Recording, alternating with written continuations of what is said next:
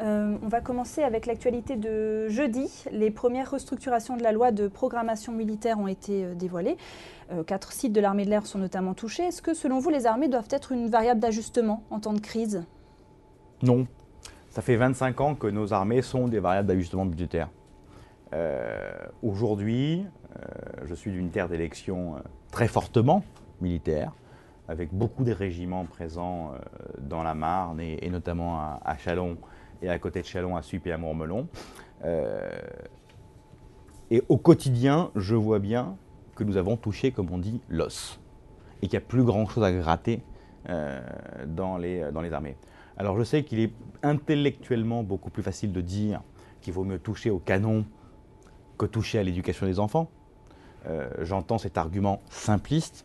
Je pense qu'aujourd'hui, du côté de l'armée française, si nous voulons rester une puissance militaire importante, si nous voulons bénéficier, y compris des retombées économiques que nous donne cette puissance militaire et diplomatique au niveau international, nous avons besoin de garder une armée crédible.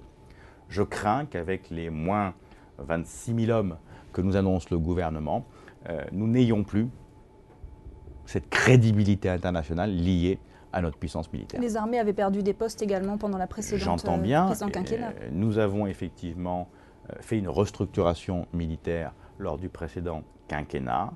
J'ai le sentiment que cette restructuration militaire du précédent quinquennat a atteint les limites de l'exercice et qu'aujourd'hui, aller plus loin encore,